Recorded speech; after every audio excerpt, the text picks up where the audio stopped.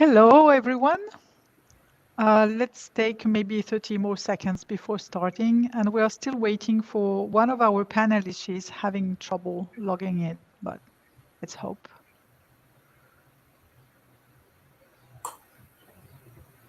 So good day, everyone. Welcome to this panel dedicated to initiative and ideas to help fixing the digital divide. Our topic today is how to reach out to those offline. I'm your host today, Florence Devoir. I'm a French Wikipedian, and in 2 months, I will celebrate my joining the Wikipedia 20 years ago. I have the chance to live in the part of the world where internet access is easy, quite reliable, and unlimited for a rather low cost compared to most people here at Wikindaba. But in truth, it hasn't always been that way. 20 years ago, when I discovered Wikipedia, I connected myself through a telephone-based modem. It took me over 1 minute to connect. At best, it delivered 56 kilobytes per second. It disconnected access to the phone, and I paid every single minute of internet use. And believe me, when I started editing Wikipedia, I suddenly had to hide the phone bills from my significant other. So at that time, the editing practice back then was mostly run offline, typically being done on a Word document. And I was merely connecting myself a few minutes at a time to hurry, adding my stuff to a wiki page. And there were at that time very little interaction between editors because of that situation. So of course, 20 years later, things have changed a lot for I, with unlimited, fluid, reliable, and low-cost internet access. But still today, over 4 billion people are still disconnected or poorly connected to the web. And those are the 60% of the world who could benefit the most from open resources and supporting tools. Those 60% of people lack the connectivity needed to access them. So today, let's talk about this and let's try to tackle a little bit the issue.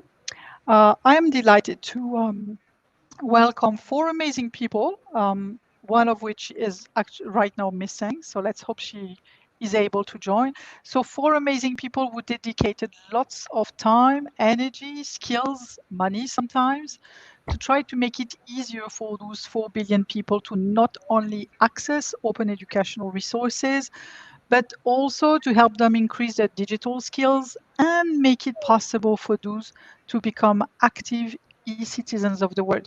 So please let me welcome and lady first, one lady being missing. So we have Ruby Brown from Ghana.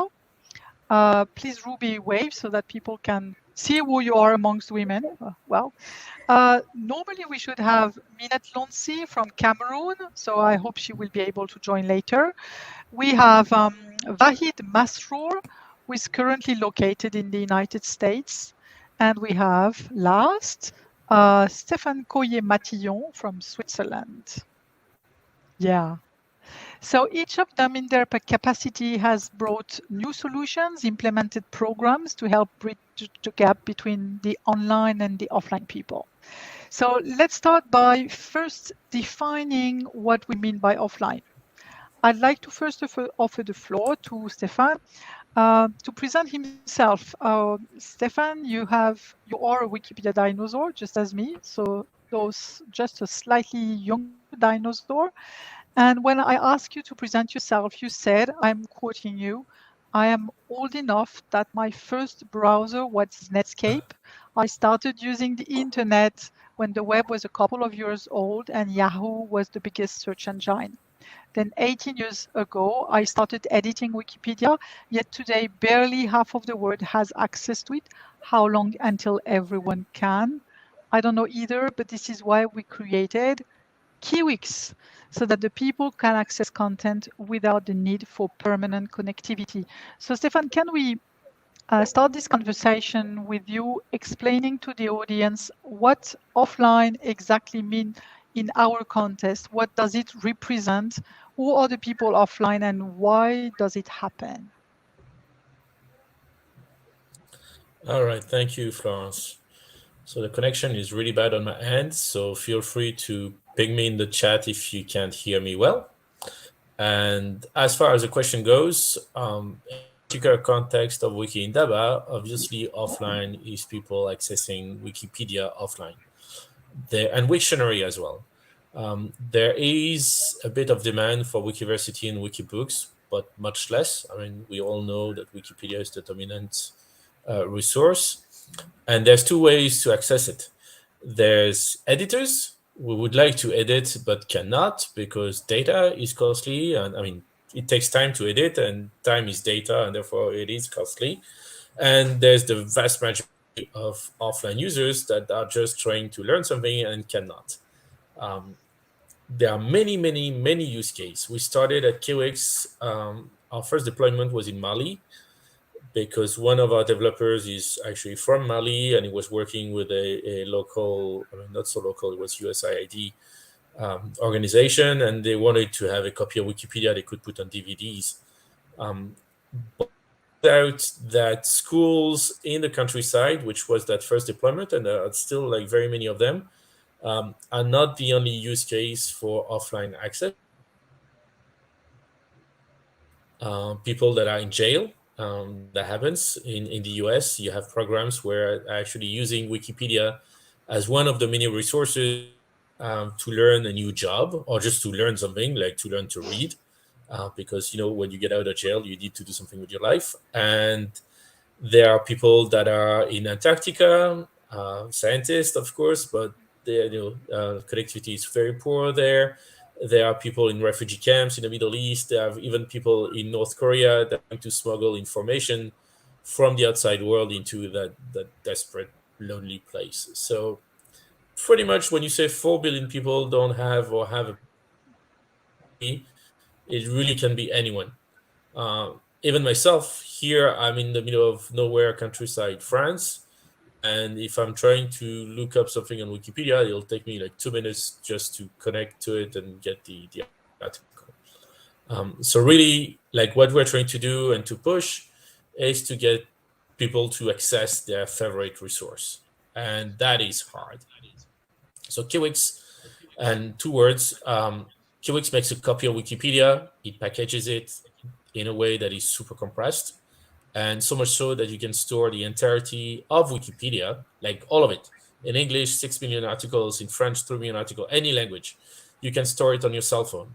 Like the average cell phone now is bigger than the storage needed for the entirety of Wikipedia. Of course, you cannot edit it offline, but we do provide actually for people also offline versions of Wikipedia that you can edit. So really, we're the offline Wikipedia guys. I would love that name, but that's how we're known. So that's how we live. But that is life. So yeah, it is. Okay, well, what I should have mentioned, but you went ahead of me in terms of maybe questions. I must mention that your initially Quiwix was a project, but now it's also an association, right? And you're head of this association. Can you maybe tell us just a Yes. little bit more about the association and anything additional that you would like to add about Kiwix? Oh, sure. It was a side project actually. The developer was just like like a Wikipedian. He was doing it on the weekend, Renaud and I Godin. was at Renaud Godin. Renaud Godin and Yeah. Emmanuel Engelhardt. Yeah. So Renaud is based in Mali, and Emmanuel was already in Switzerland, I think, at the time. And Wikimedia Switzerland, where I was paying for the servers, and I was like, like servers cost money. I'd like to have some numbers as to who's using that little project of yours. And Emmanuel wrote back and said, I think this year we probably will have 1 million downloads. And I was like, okay, you know, if it was like 10,000 downloads, I'd be okay. Yeah, that's expensive for 10,000, but sure, okay, why not? But 1 million downloads, you need to be, a little more serious about it. And so that's when we decided to create Kiwix. So the project, the software is actually much older than the association. The association is just a non-profit because that's just easier to work with the Wikimedia Foundation. So we have a very close relationship with the family in the sense that they pay for a lot of our needs. They run our servers, at least for every Wikipedia related work. So we have servers at the Wikimedia Foundation that are running 24/7 and producing copies. And we actually do have a series of problems, and they do have people working on those problems for us, which is extremely nice. And I'm forever grateful for that. Um, so yeah, that's what we do. I Essentially, didn't know Kiwix that. is just a vector, to make it a little bit easier. Also, when we work with someone comes to say, look, I want to develop Wikipedia, I don't know, somewhere in Uganda or Kenya, and I'm like, okay, how do we work out? Then it's easier to have a relationship with a formal entity. Oh, Sherry is asking a question already. Should we keep questions for later, or can I be excited and answer right now? Well, let me look at the question and tell you if it makes sense. How can we contribute to Kiwix? Well, yeah. I'll answer the first question, and we can talk about the Kiwix boxes for distribution just after. But how can we contribute to Kiwix is a good question. So there's many ways to contribute to QX. If you're a coder, then I would love you to contribute to QX because we're always looking for developers. Yeah. And the project is actually pretty well maintained, so it's easy. I say that, but I'm not coding, so I'm told it's easy to begin helping on tickets and working that out. But if you're a developer, you probably will know better. Just know that there's a repository for GitHub and OpenZim on for QX and OpenZim on GitHub, and it's all explained out there. So if you are coding or know coders, send them over there. If you are a normal person, and I'm not being mean to coders, but that's exactly what I mean. Um, so if you're a normal person like me and you don't know anything about coding, then there's many ways you can help QX. Essentially, I'll give you a very good example because it's exactly this month that it's happening. People that are using QX have an issue with connectivity, obviously. And there is research at the foundation that found out that 60% of people that are using Wikipedia actually find the answer of what they're looking at in the introduction, the lead, and the info box. So that is the most important part of an article. And right now, actually, this month in November, there's a contest that is called Take the Lead. I think it's partly sponsored by Wikimedia UK, and whose goal is exactly that: make the lead of every article something good. So something that explains that it's very simple. It's like editing Wikipedia, which every one of us does every day or so. So really make sure that the lead is clear and neat, and that already helps QX. The second thing, and I'm always thinking in terms of space, is like if you have an article with 20 pictures, it's not a good idea. Because pictures take a lot of space, and for people that have low connectivity, pictures are just taking up their bandwidth and probably preventing them from actually accessing it. So it's been a couple of years already that I have no regret that if I see an article and the picture is bad, I remove it. I know someone somewhere in the world is kind of sad about it because they took that shitty picture 5 years ago with an old phone and they were like, better have a crappy pizza than no pizza. Well, actually, no. Better have no pizza and an article you can read than a crappy picture that no one will access. So, do some cleanup. If you look at an article, my bottom line, if you want to help QX, make sure the lead is good and make sure that there are no shitty picture. And if there's two shitty pictures, then take one out and leave one. And it's a little bit brutal, but that's how it rolls. It's an unusual suggestion. Usually we try to get to add some pictures in the article, and here it's exactly the opposite, but I completely agree with you. Also take the time to replace the bad ones with the better ones. But yeah. Okay, thank you. We'll tackle the other questions, and I just see that there is another question. Let me check. Is there any effort to work off the gap of many featured articles getting accessible on QX? I think it more or less answered what you just said, is looking at what is already available, making sure that the best pictures are in the Wikipedia article and not the irrelevant, shitty pictures. Is probably the best one.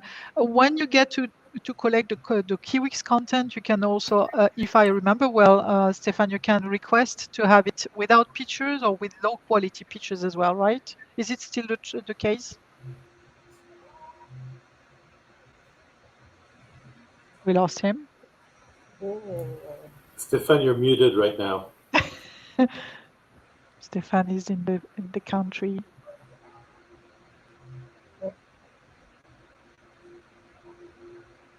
Okay, we'll see later with the other question. I've lost you, Florence. No, it was you know when you download content from Kiwix, you can either select the entirety of the articles, the full version of Wikipedia, but you can also download it with low resolution pictures, and you can download it without any pictures. Is that still true for space reasons? Is gone for now. So let's move forward, and we see that later if we can talk about that again. So we have seen that there's a Kiwik system that is used in many different connections. As Stefan was saying, it could be actually anyone being using it, including people in the perhaps in satellites. But from the people, what I think in this case I propose we focus on the educational use, and for this I propose we continue the conversation with Ruby. So Ruby, you are the administrative executive at the Open Foundation West Africa, OFWA, in Ghana. And in 2021, you implemented a new project, the Kiwix for School project. And I think that with such a name, there is no confusion. It is related to education, and it is using Kiwix in the implementation. So I had a chance to see the full presentation of the project during Wikimania. Um, the video has fortunately been recorded and is available, so anyone can, maybe you can share the link later. But please, Ruby, can you give us a summary of the key aspects of this Kiwix for School initiative you run? Okay, thank you, Florence, so much for this opportunity. In spite of the UN declaring access to internet and access to information a human right, we came from our part of the world. We realized that there is a digital divide, and this um, is a huge problem. Either internet is so costly, or there's poor connectivity, and so this problem has affected a lot of schools in Ghana, and most of the students and teachers are not able to access complementary forms of educational resources to enhance their studies. So we at Open Foundation West Africa, we saw an opportunity in the KWX tool in bridging this gap, and also helping teachers to access some of these educational resources that they would have naturally got online, offline. So we officially launched the KWix for School project, which was inspired by a pilot conducted in 2016 by Felix Nati in the Upper West region. And this was followed by two of our community members, Maxwell and Oto, in 2019, where they made the KWix tool available in some selected schools in the Ashanti region. And what even motivated us more to launch the Kiwis for School project was the positive feedback that we gathered from the teachers and students from these schools that the project was implemented. And we also had teachers requesting us to come to implement the project in their school, in their computer laboratories. And so the Kiwis for School initiative, we strategically implemented it by empowering community members across different parts of the country. And what that meant was that these community members had the opportunity to apply for what we call the mini fund to access some sort of support in, let's say, going to their schools, traveling to their schools, and doing that exercise. And so what we did was that we trained these community members who successfully was offered the opportunity to do that. We trained them on how to use the KWix tool, what the KWix is about, and a whole lot. We also gave them access to the KWix in the form of a hard drive. We selected some of the files like English, Wikipedia, Wiktionary, geography, biological. We selected things that resources that we felt was needed in the school and would be useful. And so once we did that, we granted them these mini funds so that they could take the KWIX to their respective schools in their regions. In as much as we felt that this was really very good initiative, there were some few challenges that we encountered. And I don't know if Florence, should I end here or we should continue?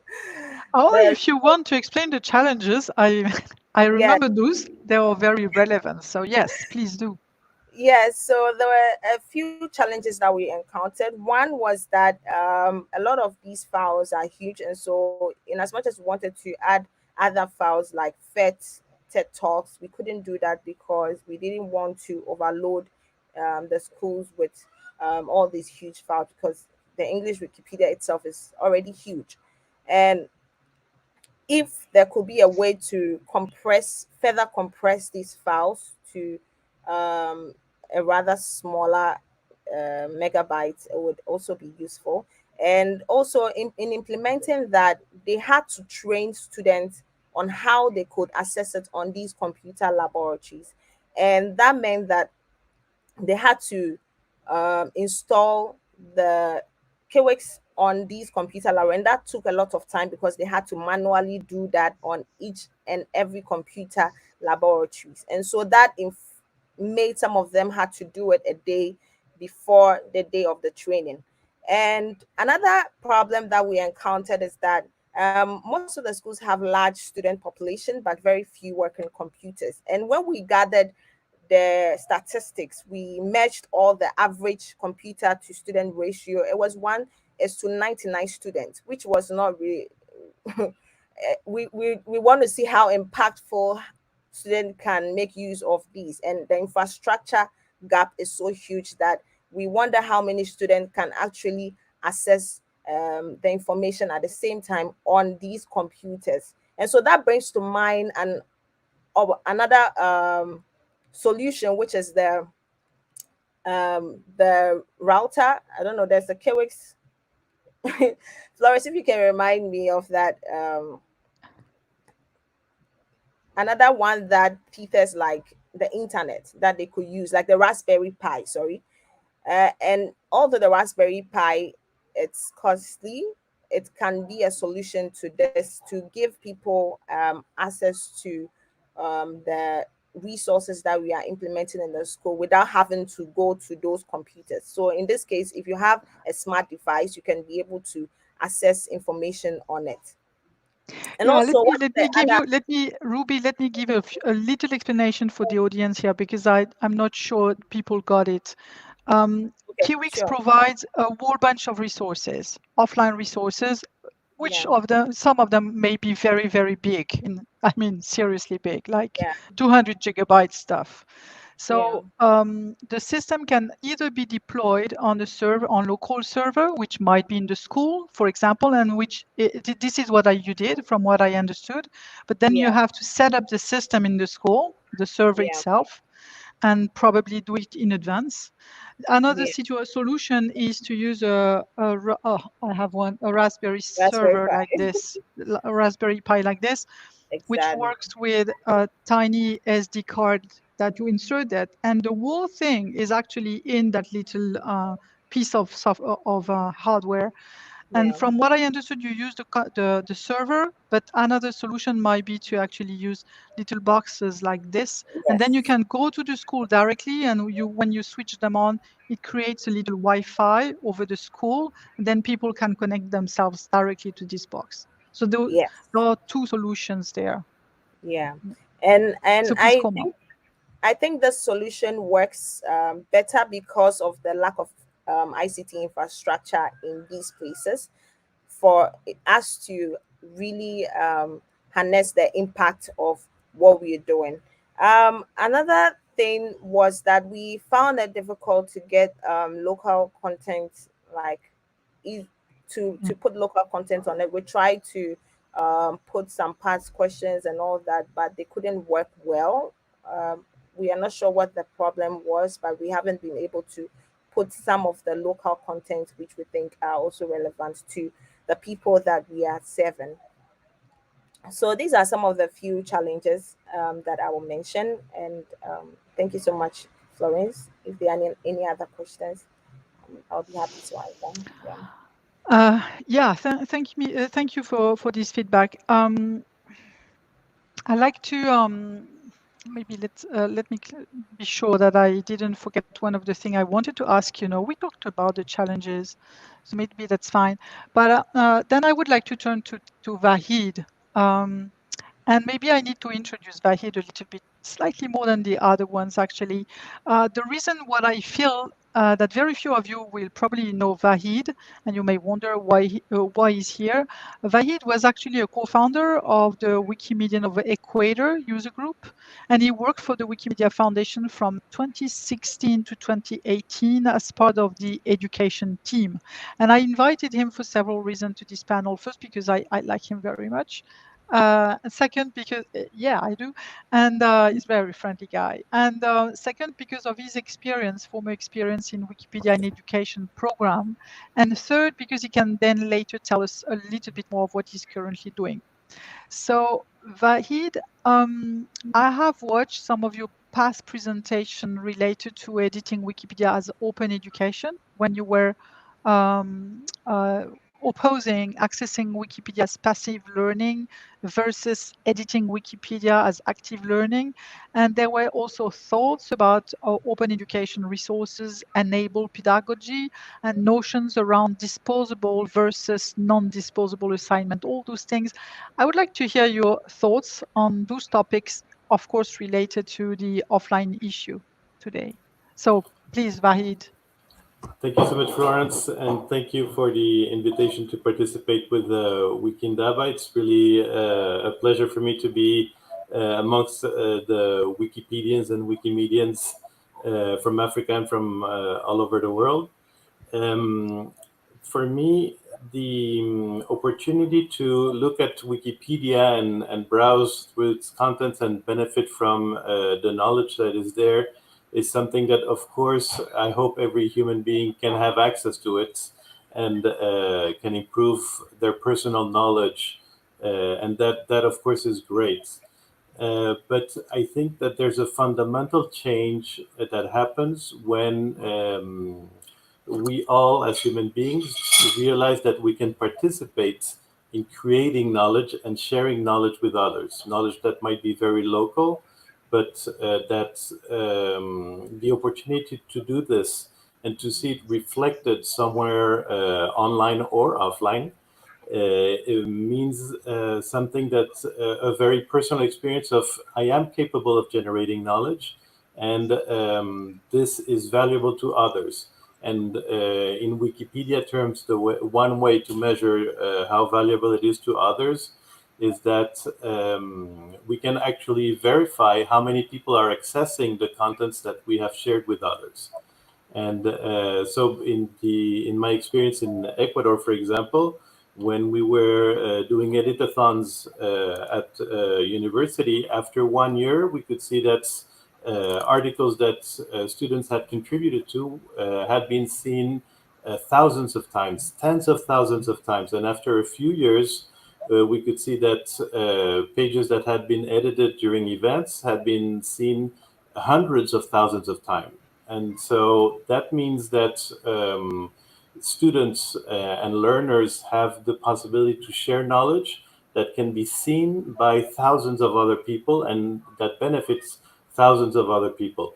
And I think that experience is unique because in the current school systems that we have, we are taught in a way that is very passive. Others prepared textbooks that we look at, and maybe the textbooks are very nice.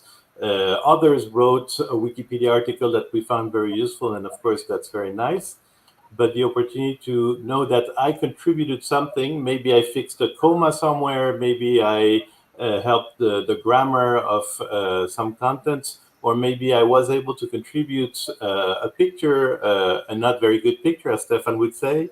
All those possibilities of reflecting and sharing knowledge and giving it to others puts us in a very different position in terms of who I am in the world and how I can participate in the world.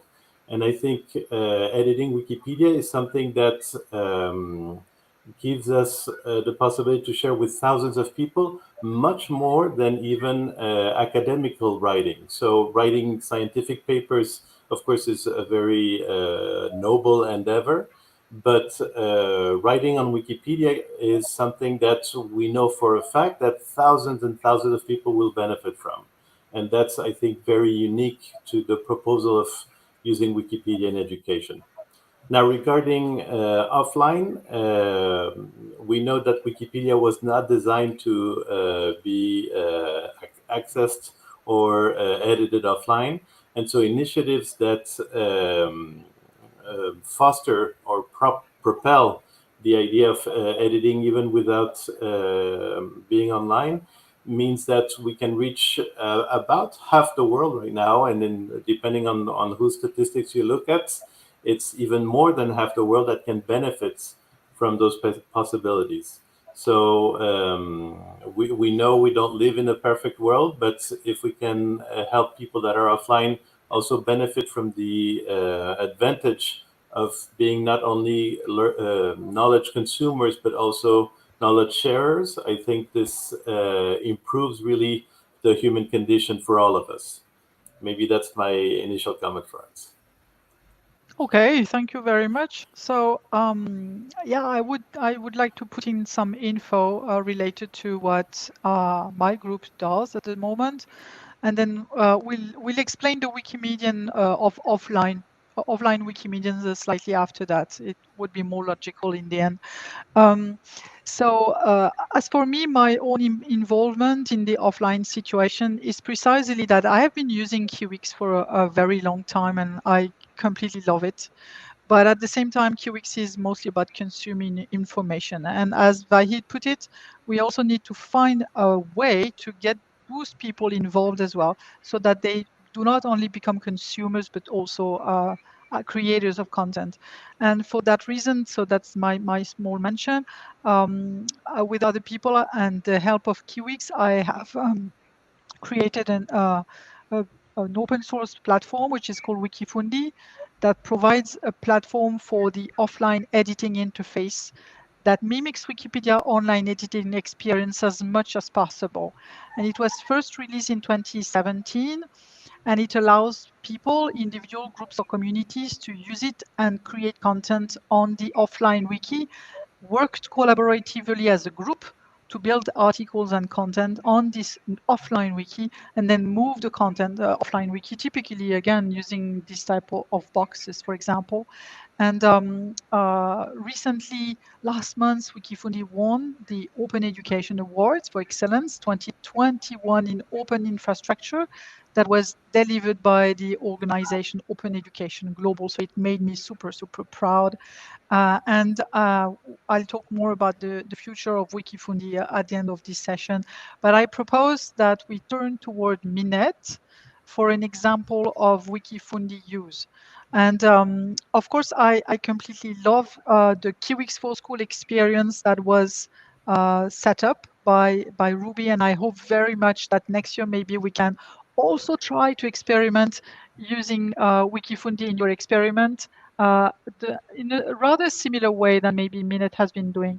So Minette is back with us. Cool. Hello, Minette. Yes. So Hello, yeah. Florence. So Good Minette, afternoon, everyone. you are French speaking as me. So yeah, that's French in power. Yes. And you're a trained journalist. You're an entrepreneur. You're a member of the Wikimedian of Cameroon user group since 2017. You're passionate about creating content for Africa and filling the content gap about Africa on the internet. And in 2017, you ran the Wiki Challenge École d'Afrique in Cameroon. So can you tell us, just as I asked Ruby, can you tell us more about this education program and maybe the challenges you met running it? Okay, Florence, thank you. Last year, it was this year, actually it was early this year, we carried out the Wiki Challenge École d'Afrique, Wiki Challenge African School in Cameroon. So I was the Wikimedian in charge, supporting the Orange Foundation, working in this project. And the project, the Wiki Challenge African School, is it's an international writing contest addressed to primary school students across French-speaking Africa. So the students taking part in the project are basically aged between 8 to 13, 15 years old. So the project, as you said in the introduction, is the aim is actually to allow the children, the students to write article, to contribute. So it's not only like consuming. So what they do, the schools, like let me say this first, the school taking part in the project are called the École numérique d'Orange, like digital schools of Orange Foundation. And a few years before the project, before like the competition actually started, the schools were Orange Foundation donated tablets and Raspberry Pi, like the one you show, to the school, so they can access Wikipedia and other platforms like the Wiktionary, so that they can like share the knowledge and consume the knowledge while they are offline. Because the schools taking part in the project, most of them are offline. They are in rural areas, and in addition to the lack of internet, they don't even have access to electricity. And so, what the project does, the École numérique, they do is that they provide them with tablets that can be charged even using a generator, or they go to a spot where there's electricity, they charge the tablets, and then they go back to the schools, and children can open the tablet, connect their tablets to the server, the small Raspberry Pi with the and then access Wikipedia and other platforms to have the content. So now the Wiki Challenge goes like a step further and gives the students the possibility to contribute, thanks to Wikifundi that you mentioned. So Wikifundi is a platform that actually create like the environments of Wikipedia. Like I want to say Wikidia, like because the project, since it's for young students, children, they actually contribute to Wikidia, which is the encyclopedia for the kids. So with Wikifundi, they are able to create the encyclopedic article, and write articles about their very direct, like immediate environment. Can be their schools, their something in their village, like a festival, a ceremony, a meal, a traditional meal, anything around them. So that's basically what the contest is all about. So the kids, they typically have a month. It's usually a month or two where they can actually choose the topic, research on the topic, collect the sources, and then write the article and I want to say write it in their tablet. So what we do during the trainings is that we teach them what are the basics when we talk about how writing for an encyclopedia, what does it take, and like how to be neutral, what are like the language to be used. They write the articles in French, and then they have to collect also pictures. So they have pictures to collect, they have to do some research, they have sources to collect, and then they come together in the classroom using the tablet, and then they write the articles. So at the end of the competition, there are three winners, the three schools that are winning, like with the best articles. I think it's 5,000 euros that the winning schools get. And then at the end of the contest, there are also two winners per country. It used to be one, but this year it was two. So we have one winner with 2,000 euros and another one with 1,000 euros. So that's typically what the Wiki Challenge is all about. This year, it took place in 9 countries, including Cameroon, Tunisia, Guinea, Mali, Congo DRC, Madagascar, and Ivory Coast. So we had 9 countries, and for Cameroon, which I was the mediator, I was in charge of going to schools because we had 22 schools in Cameroon, based in the 10 regions. So the distances were very long. You had to travel for days to get to a school, and so we had 22 articles that were. We had 22 schools and 21 articles that were actually written by the students in the schools during the 2021 contest in Cameroon. This great project. Kiwis and Wikifundi can help quite a lot in those, but that's a lot of work to be done on the ground. It really is a lot of work. As Ruby and Minette was mentioning, it's lots of travel around to access to the schools. Lots of work to set up the technical system locally. Then lots of work to also teach them this, because keep in mind that most of these children actually do not know Wikipedia. They have absolutely no familiarity at all with those things. Minette was mentioning they can access Wikipedia from their tablet. Yes, but the offline version, right? The version delivered by Kiwix, not the real thing somehow. So it's they don't know anything about Wikipedia in reality. So I think Ruby asked the children actually who knew Wikipedia. I think this was one of the questions in your survey, and of course they didn't. Yeah, It's yeah, they didn't. So it's entirely a big discovery for them. yeah. So before I ask, I go back to Vahid so that he can give us some feedback about this project. I would like to point out that most of the people interested in the offline topic actually created together a user group, which is the Wikimedian of offline wikis user group. So for example, Ruby, Stefan and I are a member of this group. And I would like to put Stefan on the stage to ask him to summarize what the offline user group is about, why it was created initially, and which purpose it serves. Stefan. Stefan trying to connect himself again. I'm pretty sure there's a question directed at me, but did not hear any of it. Just keep Okay, moving. let me I'm sorry. repeat. My connection is really bad. We are members of the user group of the offline Wikimedians, right? So my question was related to Oh, it's this. probably 100 What? something people. So It's can you quite a tell us lot. I'm more always about? surprised to see that many people would be interested. Like on the mailing list? No, my question to you is, can you tell us exactly what the Wikimedian of offline wikis user group is, which purpose it serves, how people can join?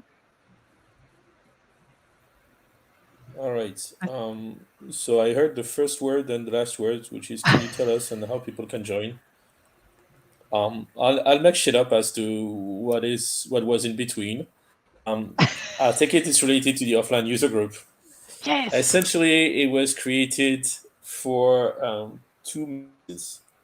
The first one was to know what's up, like new developments, and like when there's something new, like better be in the know because those are people that are usually on the ground that have an issue to solve and actually helps solving that issue. So they want to know what's the new stuff and keep updated. And the second one is that within the Wikimedia movement, those people are mostly connectors. Like those people are the ones lobbying because there's no active involvement, like pushing the foundation for this or that. But like if someone ever in any chapter says, "Oh, I've got that issue," well, then they are the people with the solution, and that's how they got together because those are, you know, essentially the offline user group is a solution group, and that's Yeah. pretty much what it does. Yeah, pretty much that's true. There's a portal on Meta if you're interested to see who is involved. There is a very low activity mailing list. So if you're interested in setting up an offline project, knowing more about all those boxes and all those things, you can. I dropped a link on the chat, and you can go from there and look for people involved. So thank you, Stefan. It's a tough one. You're the worst connectivity guy today. So moving forward, I'd like to ask Vahid if he has any specific thought about Ruby's program, Kiwix for School, or about Minet's programs, Wiki Challenge. Any thoughts on those things that you maybe heard first today about?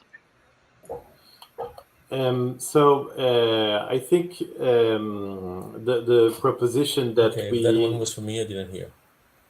Just for the record. I think there's a great value in helping children and youth realize that they can contribute knowledge and that there's a systematic approach that, of course, Wikipedians are very familiar with to putting together, finding sources, references, and then organizing the contents. All this process of putting the knowledge together and massaging it and making sure that it is readable for others, and that all the exchange that happens in the process of generating this knowledge and putting it together, I think is something that, again, is very unique to the Wikipedia approach, to the Wikimedian approach to knowledge. So really, with all my heart, congratulations on those efforts. And from my experience in South America, which is, I think, a bit different from Africa, but allows me to imagine the efforts that are required from rural areas in South America, the efforts required to implement the technical tools, the infrastructure, and then help the teachers realize the value of those efforts, and then collaborate together so that the students can then benefit from all this.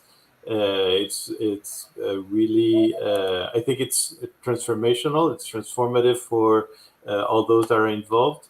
But I hope that those children that are not connected to the internet can also realize that they can participate in this generation of knowledge, and that puts them, that makes them more avid learners, learners that really want to benefit from the learning that is available through Wikipedia and other sources, and then make them realize that they can participate in this movement of generating knowledge, and maybe it's very local knowledge, and maybe it can be knowledge that can be used worldwide. So those efforts, I think, are of great benefits to the children and youth. I fully agree, and we should really applaud them, I guess. Absolutely. Yeah, but let's applaud them. Yeah, applaud Ruby and Minette and Stefan, who's gone again. Vahid, I propose that we take a couple of minutes to extend the scope of our discussion beyond the Wikimedia space, so that we get an idea of what is being done by Friend Allies when it comes to how we can further enable open pedagogy, even if in disconnected states. So you now work for Learning Equality, which develops the Calibri platform, an open source set of tools that provide open access to openly multimedia educational resources, well, such as the usual Khan Academy and so on, but maybe others in offline environments. So can you tell us more about Calibri, about the resources and what you're trying to do? Absolutely, and thank you for the opportunity to share a little bit about this. So, Learning Equality is a nonprofit that is based in the U.S., and that for the past 8 years has been working specifically in co-designing and co-creating learning experiences that make the advantages and the benefits of educational technology to those that are offline. So our solution was thought and built up from the ground, from the beginning, with the intention of helping those that are offline benefit from rich and diverse, as much as possible, open educational resources. And for that, of course, we use open source software, and we develop open source software. And we also use open educational resources. And when those are not fully openly licensed, we try to get the permissions from the creators to use them in our platform almost as if they were openly licensed. So we are also helping creators realize that there are more ways to share their contents and the knowledge that they're putting together for those that are offline. So that's the short approach. And we have one key tool that we have developed is called Calibri.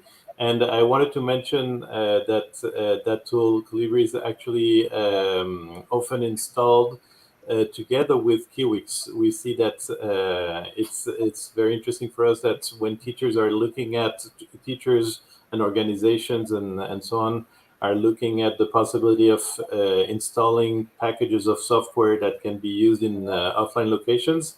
Kiwix is something that comes up very naturally, and Calibri is a tool that is designed more specifically to use in a school setting typically, but also can be used for informal learning and community development initiatives. So some of the projects we do, for example, in Cameroon, are related to the UN Women's Development Projects, the second opportunity for learning projects. And in other places, such as Uganda or Kenya, we also have collaborations with the UNHCR, the High Committee for Refugees, where our tool is used, for example, in refugee camps. So this is another type of implementation. Typically, we focus more on learning that is used in formal settings, so elementary and up to high school.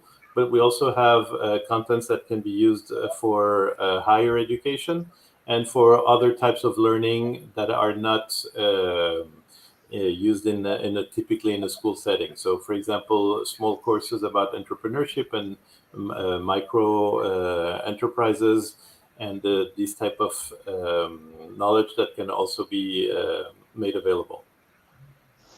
So thank you. Definitely a direction to go and explore further, and I actually will do so. Yeah, thank you very much. So we have a couple of minutes left, and maybe before we close the panel, I'd like to hear each of you thought about the path ahead. From my side, my main announcement is that the Wiki Fundi third release will occur in the next couple of weeks or months, with a rehauled version in English and French and a brand new version in Spanish. So that's for you, Vahid, in case you're still working with the Spanish-speaking people. And we also have a list of curated resources for the offline use. I will share the link as well. And I try to host their resources for kids in French, English, and Spanish. But I would like to hear from the guests. In particular, I would like to ask Ruby, what is planned for the future of Kiwix for School? Or are you still continuing next year? Yes? Yes. Yes. So Yes. thank you very much. We continuing Kiwis for School project next year, and so we'll open up application from somewhere December for those who are interested to implement it in their school next year to start applying for the mini fund. And we're looking at also supporting other affiliate or institutions, organizations who would like to implement it and learn from the strategies that we adopted in doing this project. So you are free to come and reach to us, and then we can see how we can work together to do this. Yeah. Sharing experience. Okay, so it Yes. continues, but I want to talk to you more later about doing some stuff as well together. Maybe Sure. some words from Stefan about anything to share related to Kiwix future. I think we have about 2 minutes left, and if there are any questions left, let me check in the Q&A. The boxes was answered. So any last question you have, please hurry up. We still have a couple of minutes. But yeah, otherwise, any news related to Kiwix that you Florence, I would had like a to share? question. Yes. I was asking Ruby, how has the pandemic impacted her offline activities or using offline sources, especially since there were lockdowns, there were things like that. I'm just wondering how it impacted. Maybe Minette and Ruby could answer. Yeah.